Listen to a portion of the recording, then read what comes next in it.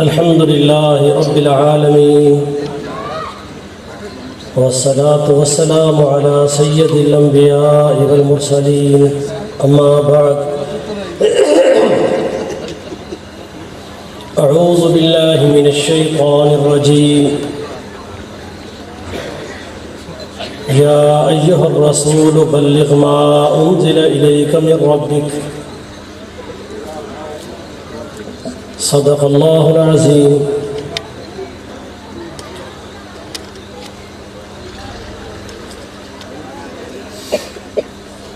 میں آج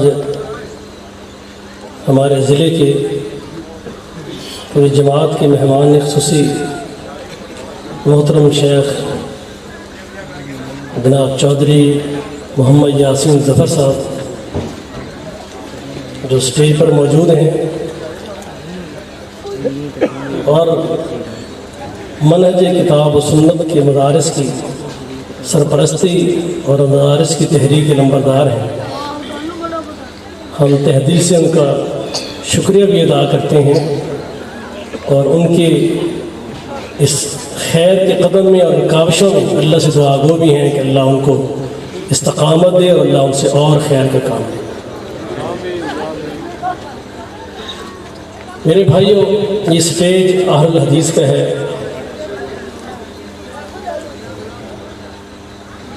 اور اس میں آپ جانتے ہیں میرا ایک عرصے تک آبائی جو فکری تعلق تھا وہ دیوبندی مکتب فکر سے تھا۔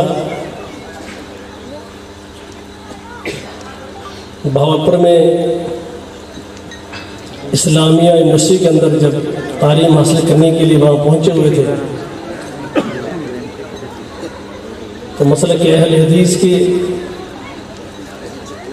کہ انتہائی درد دل رکھنے والے ترجمان محترم پروفیسر حافظ عبداللہ بہاولپوری رحمۃ اللہ علیہ،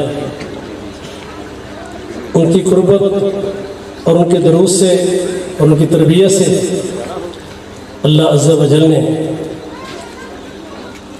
مجھے بھی کتاب و سنت کے منہج کا شعور اور اس کا ایک فہم عطا کیا۔ کیا فرق ہے اس سٹیج میں اور غیر کے سٹیج میں؟ میرے ایک دوست ہیں جو میرے ساتھ تبلیغ جماعت کے معاملات میں شروع ہوئے اور بہت آگے تک چلے گئے، دوستی ہماری بہت تھی۔ آخر ایک وقت آیا، بہت بڑی بڑی دیر تک خطاب کرتے تھے، گفتگو کرتے تھے، درس دیتے تھے، جو تبلیغ جماعت کے سسٹم میں بیانات ہوتے ہیں وہ بڑے بیانات کرتے تھے۔ اللہ نے توفیق دی، انہیں بھی کتاب و سنت کے منہج کا فہم اور شعور مل گیا اور وہ اہل حدیث ہوئے۔ تو میں نے ان سے کہا کہ آج خطبہ جمعہ آپ دیں گے۔ ان کہا جی میں نے سوچ بھی نہیں سکتا اور مجھ میں حوصلہ بھی نہیں ہے۔ میں حیران ہوا کہ کیوں؟ میں نے تو آپ کو بڑی بڑی دیر گفتگو کرتے دیکھے۔ اس نے کہا ہے جس سٹیج پہ ہم گفتگو کرتے تھے اور جو ہمارے سامعین ہوتے ہیں، نہ ہمیں پرواہ ہوتی ہے کہ ہم کیا کہہ رہے ہیں، بس جو بزرگوں سے سنا ہے، اپنے علماء سے سنا ہے، ہم آگے بیان کرتے اور لوگ ہماری باتوں پر تائید کرتے جاتے اور تسلیم کرتے جاتے۔ ہمیں کبھی یہ سوچنے کا موقع نہیں ملا تھا کہ کوئی ہم سے یہ جسارت کرے گا کہ تیری کہی ہوئی بات منزل من اللہ ہے یا نہیں، اللہ کی نازل کردہ ہے یا خود ساختہ ہے۔ اس نے کہا آج مجھے خوف آتا ہے کہ اگر میں نے اس سٹیج پہ بات کر دی اور مجھ سے سوال ہو گیا کہ بتاؤ تو نے یہ بات یہاں بیان کی ہے، اس کی دلیل کیا ہے، تو یہ مجھ میں حوصلہ نہیں اس جواب دینے کا۔ اس لیے میرے بھائیوں میں ایک بات کہا کرتا ہوں اس اسٹیج پر گفتگو کرنے سے پہلے اپنی گفتگو کی ہر بنیاد پر جب تک گفتگو کرنے والے کو کتاب و سنت کی دلیل صحیح کا علم نہ ہو اسے حق نہیں ہے کہ وہ بات آگے لوگوں تک کنورٹ کرے یا بیان کرے۔ مجھے ایک دن بہت خوشی ہوئی، میں میرسی سے خیرپور جا رہا تھا، پرائیویٹ گاڑی میں سفر کر رہا تھا، میرے پیچھے ایک داڑھی والے ایسی ادھیر عمر کے ہوں گے اپنے ساتھ والے سے دین کی اخلاقیات کی باتیں کر رہے تھے۔ خیرپور سے پہلے ایک علاقہ آتا ہے، اس کا نام ہے چوک اعظم، بستی ہے۔ وہ جو ساتھ اس مولوی صاحب کی باتیں سن رہا تھا، دیہاتی صاحب بھی تھا، اس نے اس سے اجازت مانگی کہ بس اب مجھے اجازت دے دیجئے، میرا سٹاپ آ گیا۔ وہ جواب میں اسے کہنے لگا کہ آپ ادھر بستی میں دیہات میں رہتے ہیں؟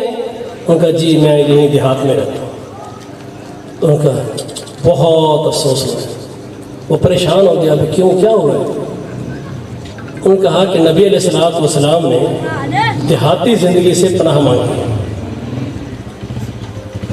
اب یقین جانے میں جانتا ہوں کہ میرے اللہ کے ہاں میری باتیں ریکارڈ ہو گئی۔ میں نے ایسے پیچھے رخ کر کے اس سے پوچھا کہ رسول اللہ صلی اللہ علیہ وسلم کے نام سے آپ نے جو بات بیان کی ہے، یہ کتب احادیث میں اس کا ریفرنس اور دلیل کیا ہے؟ یہ حدیث کہاں ہے؟ میرے بھائیوں، یہ منبر ہے اہل الحدیث کا اور یہ فہم ہے اہل الحدیث کا۔ میری سمجھ میں مسلمانوں میں اہل حدیث صرف اس تحریک کا نام ہے کہ لوگوں دین اسلام کا صحیح شعور حاصل کر لو، اور دین اسلام کیا ہے؟ محمد رسول اللہ صلی اللہ علیہ وسلم کا دیا ہوا دین، آپ کے قول سے، آپ کے فعل سے، عمل سے، تقریر سے جو کچھ اللہ کے نبی علیہ الصلوۃ والسلام سے امت کو ملا ہے، مجھ پر اور اہل حدیث کے ہر فرد پر، اس منبر پر آنے والے ہر شخص پر لازم ہے کہ اللہ کے نبی علیہ السلام نے فرمایا، جب میرے رب نے فرمایا بلغ ما انزل الیک من ربک، اے محمد رسول اللہ صلی اللہ علیہ وسلم آپ دنیا انسانیت تک بس وہی پیغام پہنچا دیجئے، اسی بات کی تبلیغ کر دیجئے جو آپ کے رب ذوالجلال نے آسمانوں سے آپ کے دل پر اتارا ہے، آپ وہی چیز، وہی دین بیان کریں۔ اور محمد کریم علیہ السلام نے امت کو قیامت تک حکم صادر کیا کہ بلغوا عنی ولو آیہ، جیسے اللہ عز و جل کی طرف سے نازل کردہ دین میں محمد رسول اللہ صلی اللہ علیہ وسلم اپنی کوئی ذاتی مرضی داخل نہیں کرتے، اللہ کا پیغام من و عن پہنچاتے ہیں۔ اب امت پر لازم ہے کہ محمد رسول اللہ صلی اللہ علیہ وسلم سے جو کچھ ان کو ملا ہے، لازم ہے، یقین ہونا چاہیے کہ میں جو کہہ رہا ہوں یہ حدیث صحیح ہے، سنت صحیح ہے، دلیل صحیح ہے۔ اس کے بعد محمد رسول اللہ صلی اللہ علیہ وسلم کا پیغام آگے لوگوں تک پہنچائے، اللہ کے نبی کی ذات پر جھوٹ نہ بولے، غلط باتیں، قصے، کہانی نہ سنائے۔ یہ اس منبر کا حق ہے۔ میں نے اس سے سوال کیا کہ یہ حدیث جو تم نے بیان کی کہاں ہے؟ مجھے خوشی بھی ہوئی، نہ میں اسے جانتا تھا نہ وہ مجھے جانتا تھا۔ وہ مجھ سے کہتا ہے کہ تم اہل حدیث ہو۔ مجھے اللہ کی نعمت پر خوشی ہوئی۔ میں نے کہا آپ کو یہ بات کرنے کی ضرورت کیوں پیش آئی؟ اس نے کہا کہ یہ بات صرف اہل حدیث کرتے ہیں، محمد رسول اللہ صلی اللہ علیہ وسلم کے نام سے کوئی بات بیان کرے، کوئی مسئلہ بیان کرے، شریعت کے بارے میں کوئی بات کرتا ہے، کوئی شخص کرتا ہے، تو سوال یہ ہوتا ہے کہ یہ بات تو نے کہاں سے لی ہے؟ یہ اللہ کی کتاب میں ہے، یہ اللہ کے رسول علیہ السلام کی حدیث میں ہے، کیا حدیث صحیح ہے؟ یہ سوالات، یہ دین حق کا شعور ہے جس امت کو ہونا چاہیے، اور یہ سوال اس نے کہا اہل حدیث کرتے ہیں۔ لیکن میرے بھائیوں، ایک سٹیج یہ تھا، ممکن ہے آپ اختلاف کر سکتے ہیں۔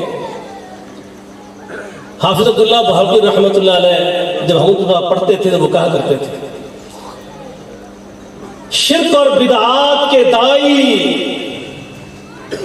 وہ مولوی حضرات جو شرک اور بدعات کے داعی ہیں، اگر وہ سٹیج پہ بات کرنے والے اہل حدیث کی عزت اور پروٹوکول دیتے ہوں، اسے پروٹوکول سے اٹھاتے ہوں، اس کی تعظیم کرتے ہوں، تو یقین جانیے کہ وہ شخص اس منبر پر بیٹھ کر محمد رسول اللہ صلی اللہ علیہ وسلم کی نمائندگی کا حق ادا نہیں کرتا۔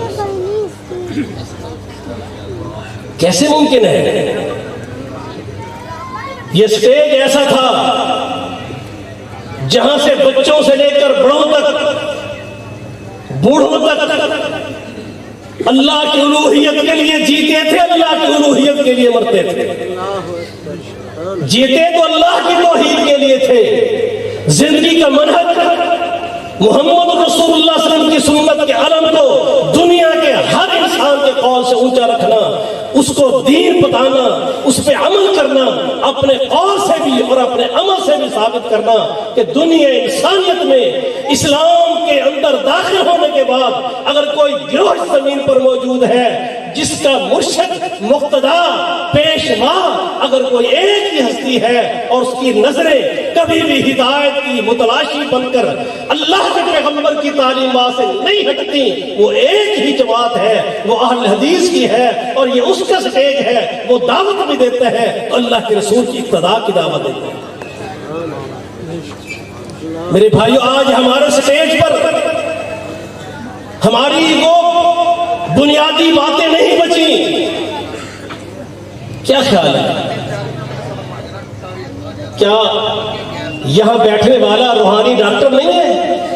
وہ لوگوں کے روحانی امراض دیکھ کر، مرض دیکھ کر ان کا علاج نہ کرے؟ جب آپ ایسے سٹیج پر جاتے ہیں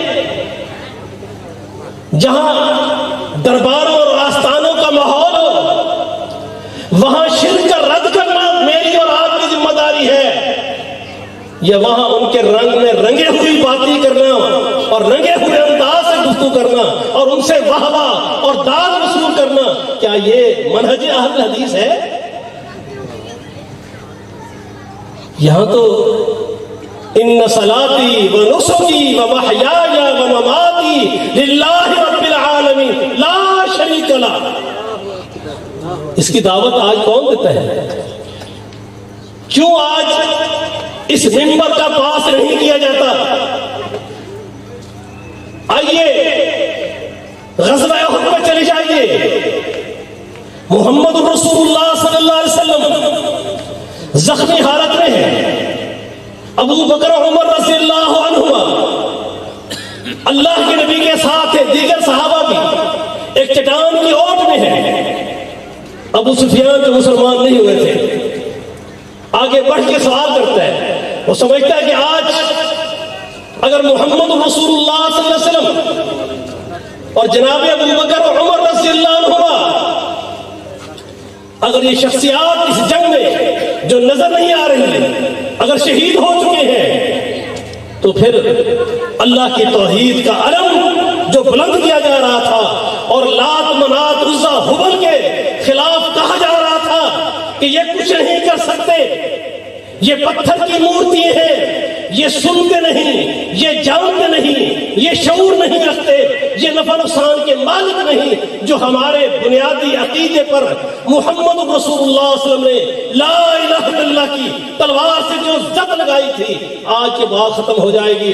پوچھتا ہے حل فیکم محمد، بتاؤ تم میں محمد صلی اللہ علیہ وسلم زندہ ہے؟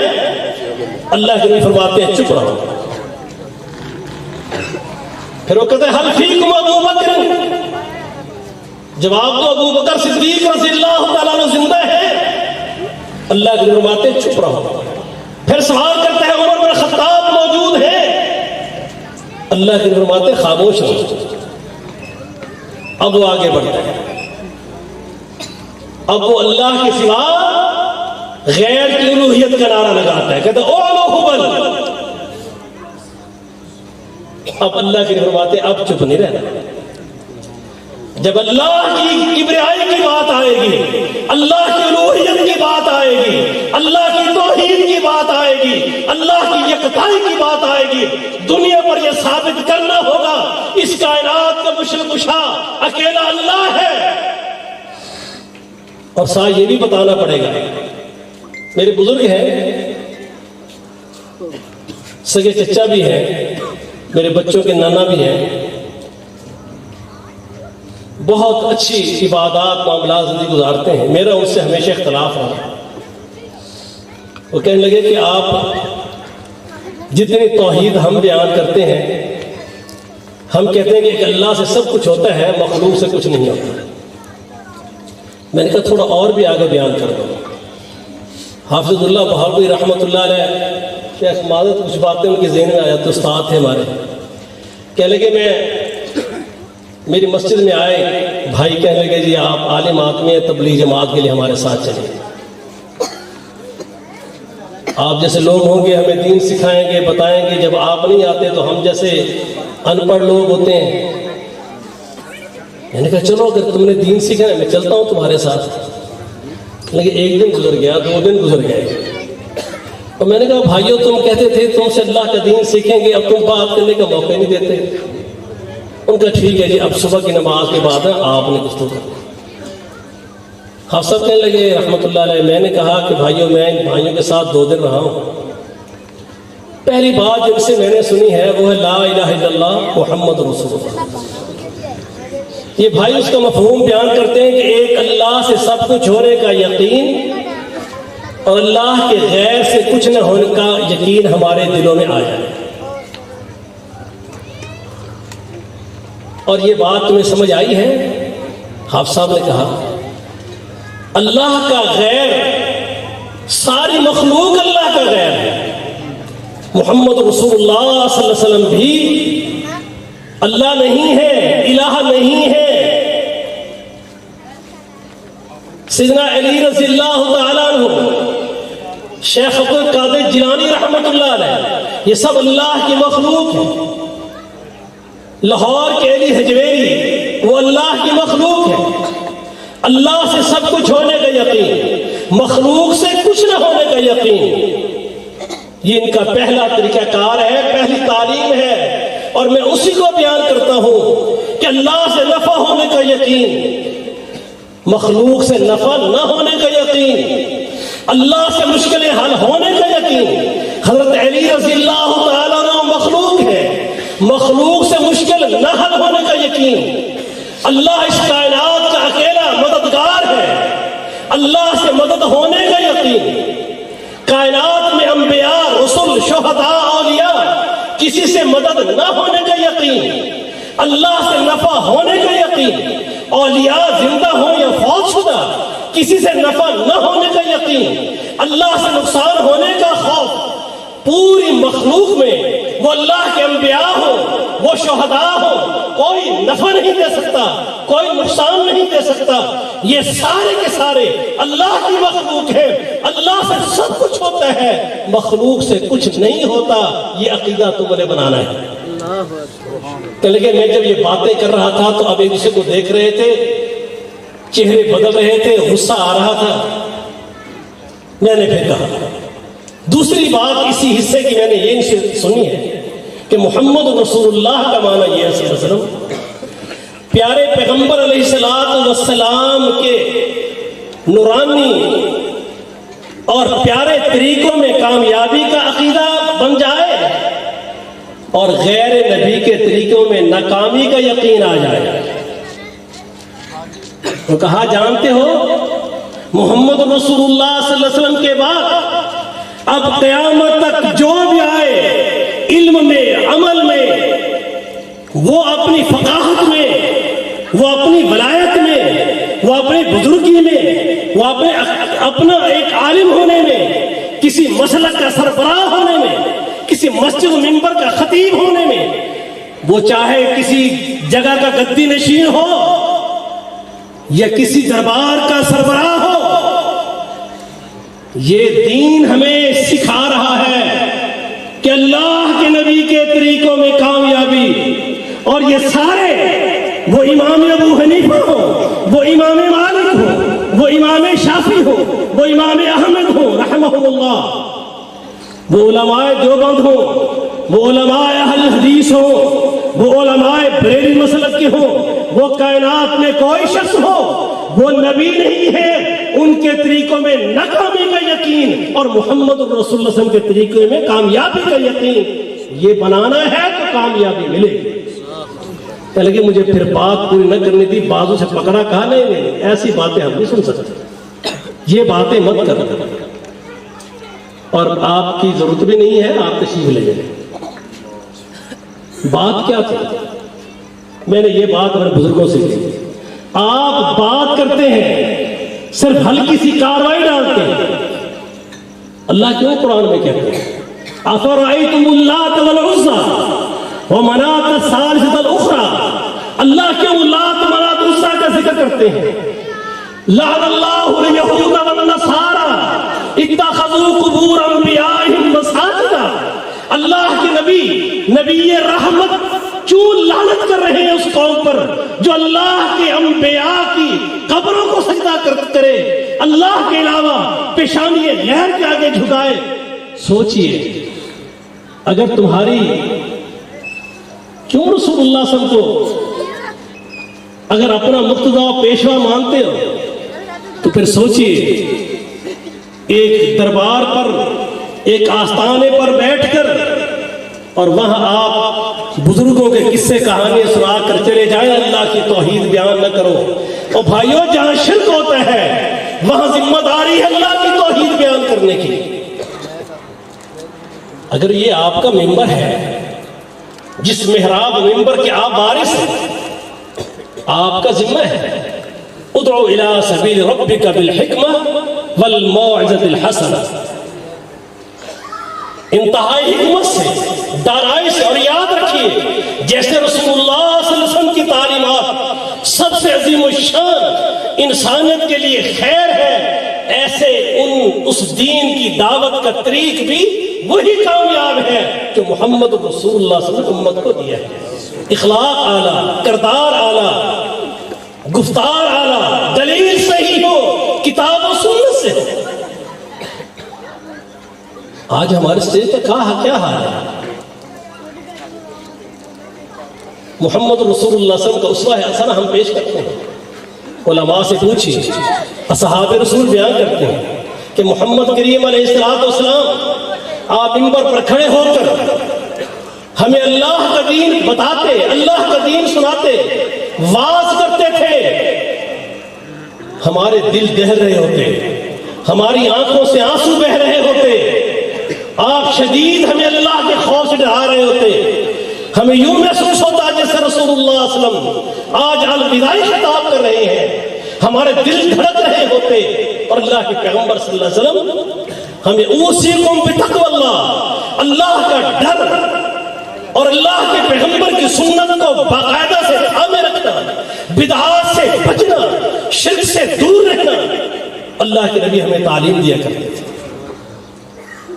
میرے بھائیوں، میرا تو دل چاہتا ہے میری جماعت کے نوجوان جیے اللہ کی توحید اور نبی کی سنت کے لیے، مرے تو رد شرک میں اور رد بدعات میں۔ یہ اللہ کا دین ہے، ہم اس کے وارث ہیں، یہ ممبر اس کا تقاضا کرتے ہیں ہم سے۔ یہاں آ کر وہ شیخ عبداللہ ناصر رحمانی حافظہ اللہ سے کہا کرتے ہیں، یہ چٹکلے سنانا، یہ لطیفے سنانا، یہ باتیں کرنا، یہ مسخرے پن اختیار کرنا، کیا اس ممبر کو زیب دیتا ہے؟ سنجیدگی کے ساتھ، اللہ کے خوف سے آپ یہاں سے گفتگو کر کے جائیں۔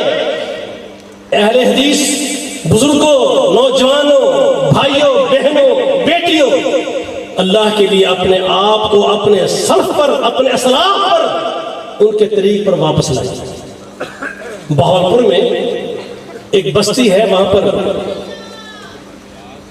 ایک مسجد تھی جو اہل حدیث نے بنائی تھی، تعداد میں تھوڑے تھے، جگہ مشترکہ جیسے بعض اوقات گاؤں میں ہوتی، دوسرے دوستوں نے قبضہ کر لیا۔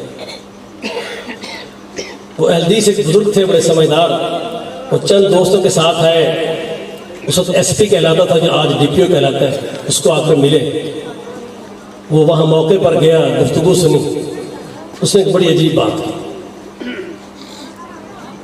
یہ بات کہیں 80 سے 85 کے درمیان میں بتا رہا ہوں.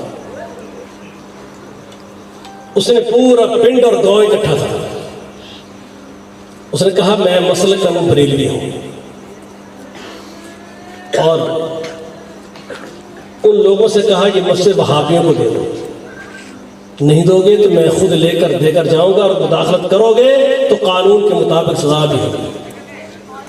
کہا میں یہ کیوں کہہ رہا ہوں؟ اس نے کہا اس لیے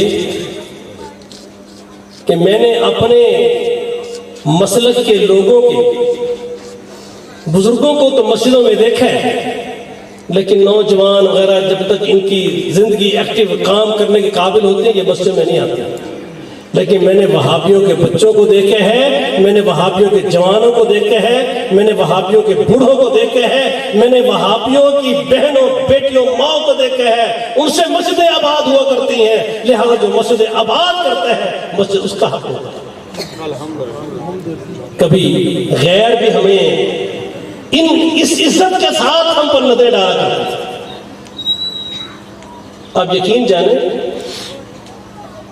میرے ایک موٹر سائیکل چوری ہو گئی 1993 کی بات ہے. ایک بندے کو کسی دوست نے اٹھاتے دیکھ لیا تھا, ایس ایچ او سے بات کی, موقع ملا اس نے بندہ اٹھا لیا, مجھے فون کیا آ جاؤ, میں چلا گیا. وہ سے کہتے ہیں مولوی صاحب موٹر سائیکل دے پائی, میں نے تو نہیں موٹر سائیکل اٹھایا. وہ جو جوان جس نوجوان سے دیکھا تھا اٹھا کر جاتے وہ بھی اہل حدیث تھے. اس نے کہا ہاں بھی بتاؤ ان لوگوں پہچانو کون ہے؟ اس نے کہا یہی ہے. ایس ایچ او کہہ رہا ہے بھائی اس کا موٹر سائیکل دے دو, ان کا یہ اہل حدیث ہے, یہ جھوٹ نہیں بولا کرتے, اور اگر نہیں دو گے تو مجھے کہا تم جاؤ یا صبح تک تمہارا موٹر سائیکل دے گا, یا اس کی صبح شکل نہیں پہچانی چاہیے. اب یقین جانے صبح نماز پڑھ کے مسجد سے میں نکل رہا تھا, وہ موٹر سائیکل کے پیسے لے کے باہر گیا. میں یہ بات اس لیے کہہ رہا ہوں کہ ایک ہمارا بہترین ماضی تھا, آج ہمارا کیا کردار ہے؟ آج اہل حدیث اس گاؤں میں رہنے والوں اپنے اللہ کو گواہ بنا کر سوچو. محمد رسول اللہ صلی اللہ علیہ وسلم جو ہمارے رہبر و رہنما ہیں, مقتدا و پیشوا ہیں, اور کائنات کی کسی شخص کی بزرگی اس کی جسم پر جسے پر پڑے ہوئے تقدیس کے پردے اور اس کے پیچھے لاکھوں ہزاروں کے معتقدین کی لائنیں ہمیں متاثر نہیں کر سکتی, اس لیے کہ محمد صلی اللہ علیہ وسلم کے بعد ہماری نظریں, ہمارا دل و دماغ کہیں جانے کو تیار ہی نہیں ہوتا. تو بتائیے رسول اللہ صلی اللہ علیہ وسلم اللہ کے پیغمبر مسجد میں نماز پڑھنے کے سیدہ عائشہ کہتی ہیں رضی اللہ تعالیٰ فرماتی ہیں نبی صلی اللہ علیہ وسلم صحیح بخاری صحیح مسلم کی حدیث ہے, جب مسجد میں آپ کو لے جایا جا رہا تھا, آپ آخری وقت میں جب بیمار ہوئے جس میں آپ کی وفات ہوئی, فرماتی ہیں کہ رسول اللہ صلی اللہ علیہ وسلم کے قدم زمین پر جم نہیں پا رہے تھے, قدم گھستے ہوئے لائنیں زمین پر نشان پھینکے جا رہے تھے, اللہ کے نبی کے پاؤں گھستے ہوئے جا رہے تھے, لیکن امام الانبیاء علیہ السلام مسجد میں صف اول میں ابو بکر صدیق کے پہلو میں جا کر نماز ادا کرنے کے لیے بیٹھے. آج ہمارے اور آپ کے بچے اور بوڑھوں کی نمازوں کیا ہے؟ کتنے اس بستی کے نوجوان مسجد میں نماز اللہ پر نماز میں حاضری دیتے ہیں. یہ ساری حدیثیں کہاں ہیں؟ کون پیش کرے گا؟ کیا میں یہ سوچ کے چلا جاؤں, یہ باتیں کر کے چلا جاؤں کہ میرے جانے کے بعد آپ میری خاطر تواضع بھی واہ واہ کر دیں, میری توقع سے بہتر میری خدمت بھی کر دیں, اور میں بھی یہ مزاج ذہن بنا کے باتیں کروں کہ کسی کی دل آزاری نہ ہو؟ میرے بھائیوں اس منبر کا حق ہے, اللہ کی قسم ہے, اللہ کی کتاب کو ویسے بیان کرو جیسے بیان کرنے کا حق ہے, رسول اللہ صلی اللہ علیہ وسلم کی حدیث اور سنت کو بیان کرو اس کی پرواہ کیے بغیر کہ وہ میرے کے خلاف ہے یا میرے کسی پرائے کے خلاف ہے. ہاں انداز بیان یہ اللہ کے رسول کی تعلیم کے مطابق ہونا چاہیے. رسول اللہ صلی اللہ علیہ وسلم کی حدیث سنا کر بات کرنا, صحیح مسلم کی روایت ہے. نبی علیہ السلام نے فرمایا ہر پیغمبر جو اللہ کا دین پیش کرتا ہے, حدیث کا مفہوم پیش کر رہا ہوں, اس پیغمبر کی جماعت تیار ہوتی ہے. اس کے ساتر حواری تیار ہوتے ہیں جو اللہ کے دین کے علم کو اپنے نبی کے طریقے کو لے کر اپنے پیغمبر کے مشن منہج کو لے کر دنیا انسان کے سامنے پیش کرتے ہیں. پھر ایک وقت آتا ہے، نسلیں گزرتی ہیں، دور آتا ہے، پھر ان لوگوں سے جو اللہ کے دین کی داعی اور اپنے نبی کے جانشین ہیں، پھر ایک وقت آتا ہے کہ ان سے ناخلف نالائق پیدا ہوتے ہیں. جو کہتے ہیں وہ کرتے نہیں، کرتے وہ ہیں جس کا حکم نہیں دیا. اہل الحدیث ہیں. بڑی عجیب بات، ایک دن ایک محفل میں حافظ اللہ صاحب رحمۃ اللہ کہنے لگے کہ یہ کیسا نادان ہے حدیث ہے. کہتے ہیں حافظ صاحب صحیح بخاری میں دیکھیں 5 حدیثیں ہیں رفع الدین کرنے کی، پتہ نہیں دوسرے لوگوں ہے کیا، انہیں حدیثیں نظر نہیں آتی. میں حیران ہوں کہ تو اہل حدیث ہے، تجھے صحیح بخاری میں اللہ کے نبی کا حکم نہیں ملا کہ اپنے داڑھی کو معاف کر دو، داڑھی نہ کٹاؤ، یہودیوں مجوسیوں کی مخالفت کرو، اپنے چہرے کو نبوی چہرے کے مطابق بناؤ، تمہیں ایسی کوئی حدیث نہیں ملی. افتؤمنون ببعض الکتاب وتکفرون ببعض،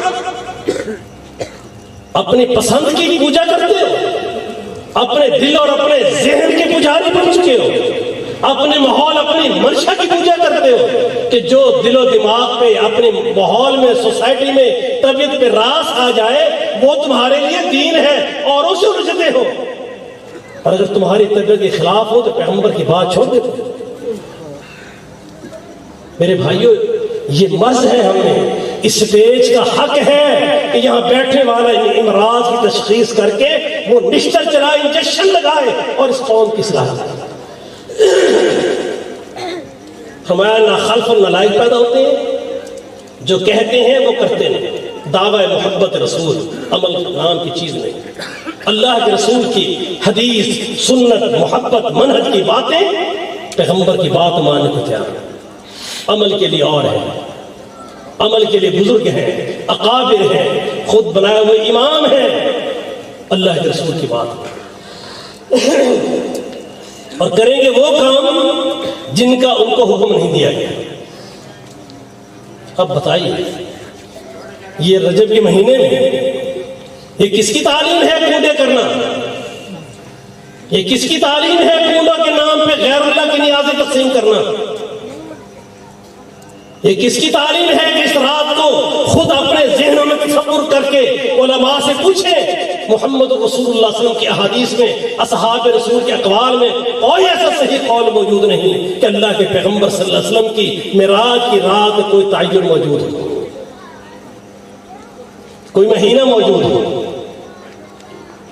اللہ کے رسول صلی اللہ علیہ وسلم نے صحابہ نے کون سی معراج کی رات کو وہ فنکشن کیا جو آج امت کر رہی ہے؟ اللہ کے پیغمبر کی پیدائش کے نام پر جو کچھ یہودیوں عیسائیوں کے طریق سے ہم برتھ ڈے کا تصور لے کر آئے ہیں اور کیک کاٹے جا رہے ہیں، اور بعض اوقات ہمارے بھی نادان اس سٹیج کے اوپر بیٹھنے والے وہ بھی اپنی غیر ذمہ دارانہ حرکتیں کرتے ہوئے ان چیزوں کے وجود میں وہ بھی شامل ہوتے ہیں. میرے بھائیو یہ کون بتائے؟ اللہ کے نبی فرمایا صلی اللہ علیہ وسلم کہ جو ایسے لوگ ہوں، مفہوم کیا ہے جو حدیث میں نے بیان کی ہے؟ خلاصہ یہ ہے کہ جب ایسے لوگ موجود ہوں اللہ کے دین کے نام پر وہ کام کریں جن کا کرنے کا حکم نہیں دیا گیا، بدعات کی ترویج کرتے ہوں، نشر و اشاعت کرتے ہوں، شرک و بدعات کی دعوت کے ماحول پیدا کرتے ہوں، ایسے ماحول میں سوسائٹی میں مدرسوں میں فرمایا حق یہ ہے کہ ان سے ہاتھ سے جہاد کرو. اس کی طاقت نہیں ہے زبان سے جہاد کرو، ہاتھ سے جہاد کرنا یہ اسلامی حکومت کی ذمہ داری ہے. زبان سے جہاد کرو، سمجھتے ہو اس کی بھی نہیں ہمت، اپنے دل سے جہاد کرو. اس محفل کا بائیکاٹ کرو، سوسائٹی میں نہ بیٹھو، شرک اور بدعات کے پروگراموں کو روانہ کر دو، وہاں سے دکھی دل سے نکل جاؤ. اگر تم وہیں بیٹھ کر اس شرک و بدعات کے پروگراموں اور محفلوں میں تم بھی بیٹھ کے کبھی سیاست کی نظر ہو جاؤ، کبھی برادری کی نظر ہو جاؤ، کبھی پروٹوکول کی نظر ہو جاؤ، کبھی عہدوں کی نظر ہو جاؤ، کبھی مال کی منفعت کی نظر ہو جاؤ، اگر تم ایسا کرو گے اور تم نے کچھ بھی نہیں کیا شرک و بدعات کی رکاوٹ کے لیے، میرے نبی علیہ السلام کی حدیث کے آخری الفاظ یہ ہیں کہ یہ وہ شخص ہے جس کے دل میں رائی کے دانے کے برابر بھی ایمان نہیں ہے، جو نہ روکتا ہے نہ محفلوں سے برخاست ہو کر کڑتے ہوئے دل سے دور جاتا ہے۔ اس لیے میرے بھائیوں، آئیے، میری ذمہ داری یہ تھی کہ اہل حدیث کے منہج کو اس سٹیج سے بیان کرنا چاہیے اور لوگوں کو اس کی دعوت دینی چاہیے۔ اگر اس میں کوئی کمی کوتاہی ہوئی ہو اس سے تو میری کم علمی کی وجہ سے ہوگا، اور جو باتیں میں نے کی ہیں میری بس ایک ہی دل کے اندر یہ تڑپ ہے کہ ہم دنیا میں جئیں تو اللہ کے ہو کر جئیں، توحید و سنت کے علمبردار ہو کر جئیں، اس کی دعوت، اس کی تدریس، اس کی تعلیم، اس کے لیے جئیں مریں، اور اللہ اس کے رسول کی تعلیمات کی مخالفت میں فاتقوا اللہ ما استطعتم، اپنے استطاعت کے مطابق ہر مقام پر کتاب و سنت کے منافی جو منہج ہے اس کے لیے رکاوٹ کرتے رہے۔ اللہ تعالیٰ میرا اور آپ کا حامی و ناصر ہو، اللہ میرے آپ خطائیں معاف فرمائے۔ ما علینا